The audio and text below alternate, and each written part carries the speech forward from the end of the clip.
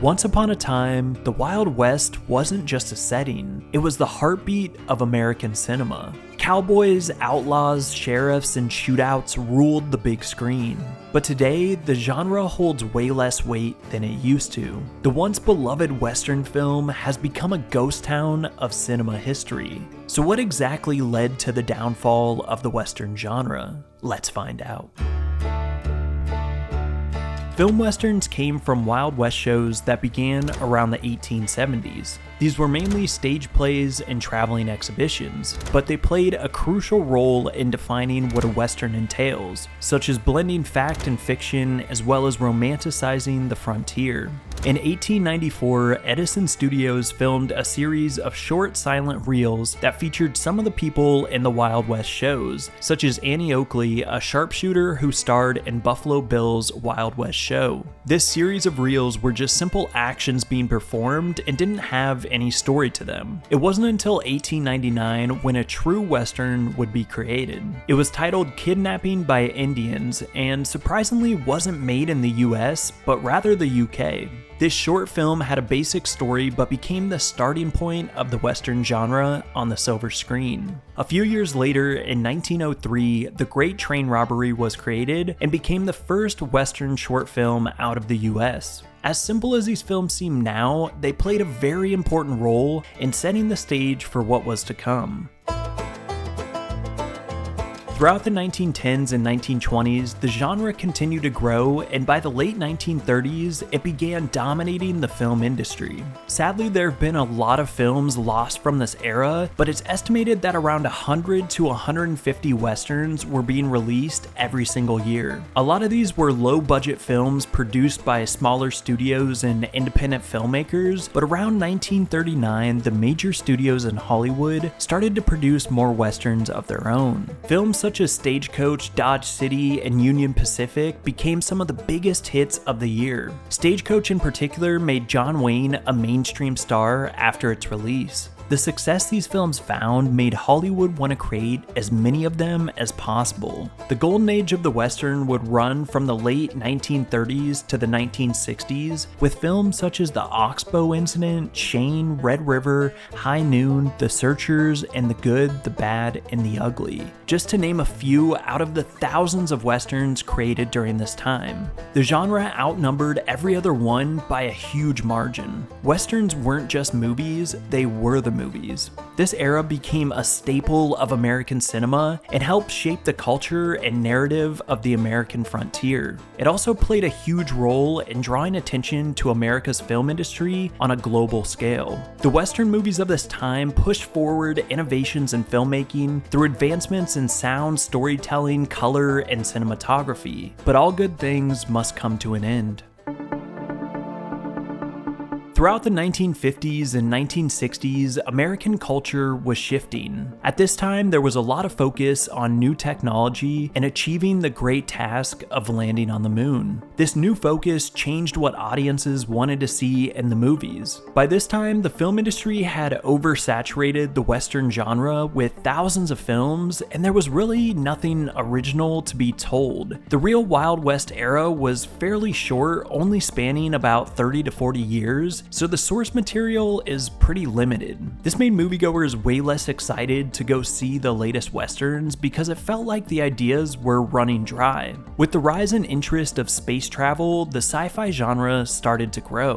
In 1968, 2001: A Space Odyssey hit theaters and blew audiences away. It offered groundbreaking special effects, captured a realistic depiction of space travel, explored more complex and ambiguous themes, and allowed audiences to escape the world around them. There was a lot of uncertainty in the real world at this time with the Cold War going on, and sci-fi films offered a way for people to get their minds off things. These films explore uncharted worlds and futures that are imaginative while also tackling complex themes. What's interesting about the sci-fi and Western genres is that they do share a lot of similarities. They both explore the unknown, portray strong, independent characters, have heroes and villains that show the clash of the law and the lawless, and there's also a very pioneering spirit as well. Where sci-fi films really differed was in their presentation. Unlike Western westerns that focused on the past, these films focused on the future. So sci-fi films became what everyone wanted more of because they felt fresh and exciting while still keeping a foundation that felt familiar. Science fiction became the new Wild West, and throughout the 70s and 80s, it would make a massive impact.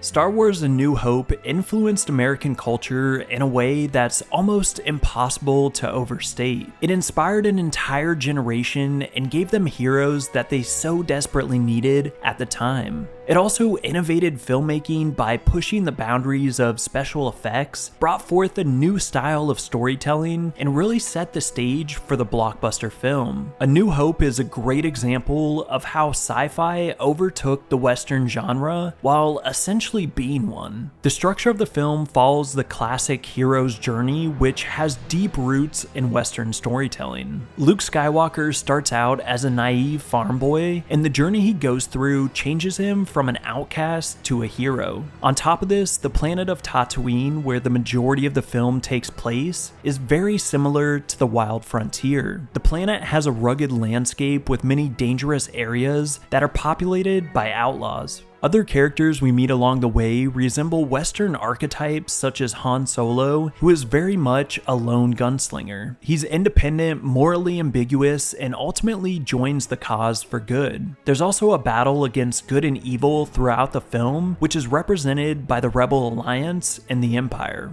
This clear division is a hallmark of many Western films. The climactic fights between characters such as Obi-Wan and Darth Vader play out just like duels. Instead of firing guns at each other, they battle it out with lightsabers. Star Wars might not have been a Western in the traditional sense, but it certainly took inspiration from them, as did many sci-fi films that followed.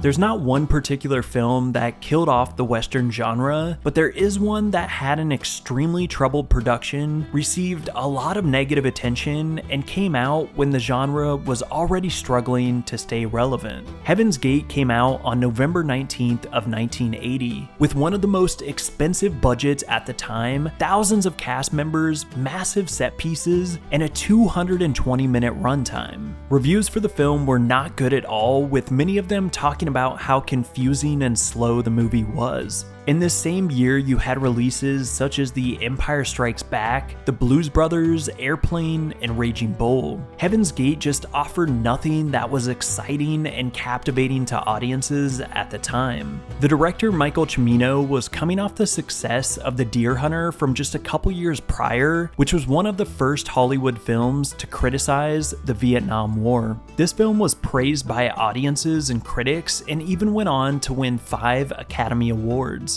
Because of this, his next film had to be even greater, and Cimino obsessed over making his next project perfect. He went as far as having a whole 19th century town built and spent hundreds of thousands of dollars in order to use a period-accurate train that had to be brought from Colorado to Wyoming where the film was being shot. He also had thousands of actors trained in every little thing they would be doing in the movie, from riding horses to dancing and roller skating. On top of this, there were times during the production where the crew would sit around for hours, forced to wait for the perfect weather conditions that Cimino had envisioned for certain scenes. He would do as many takes as he needed, and all of this time and effort spent in creating the film took Heaven's Gate's initial budget of $7 million and turned it into a $44 million production, or what would be about $169 million today. By the time everything was said and done, Cimino was left with over 1.3 million feet of film, or 220 hours of footage. After about a year of editing, it finally released to overwhelmingly negative reviews. Cimino talked the production company United Artists into pulling the film only a week later so he could go back and do some more editing. This had very little impact, and the film went on to only make $3.5 million in the box office. Nowadays, Heaven's Gate has a pretty strong cult following, and after the Criterion Collection restored the film and removed the ugly sepia tone that was used on the original release, since, it has become a lot more respected and appreciated. At the time, however, this was a massive wake-up call for Hollywood. Studios no longer gave directors as much control over projects and became much more involved in the entire process. Heaven's Gate has a fascinating history and achieved a lot of great things, but it also affected the way Hollywood operates and left a stain on westerns during a time where they were already struggling to grab attention.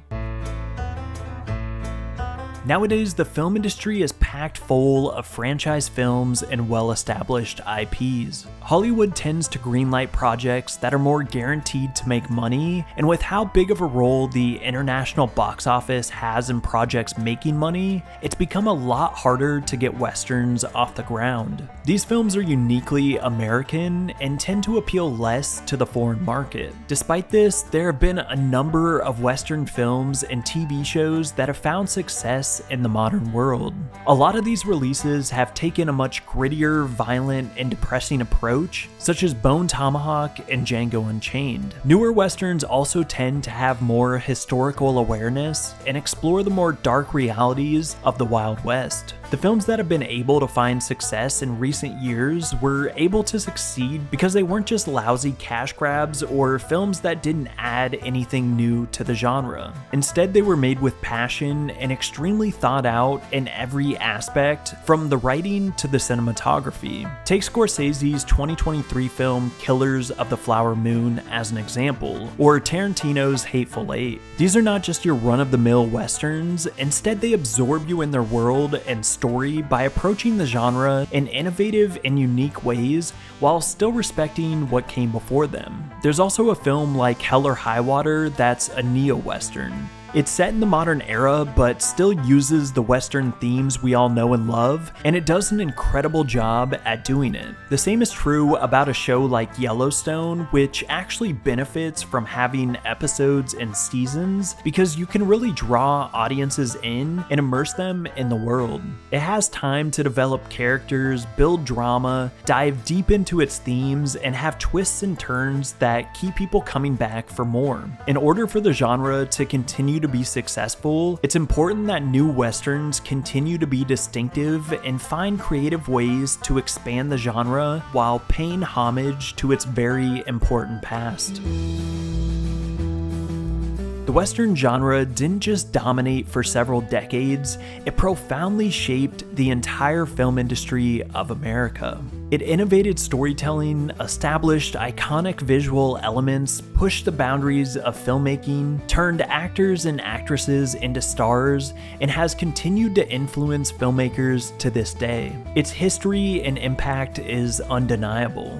Though the genre has since passed its glory days, there's been a resurgence in recent years that is bringing new life to the Western. As long as it doesn't become oversaturated once again, and these modern movies continue to find ways to stand out on their own, then the genre will continue to live on. I'm curious to hear your thoughts on Westerns and what some of your favorites are. If you enjoyed the video, be sure to drop a like and consider subscribing. If you want to support the channel even further, think about hitting the join button down below. Thank you so much for watching, and I'll see you in the next one.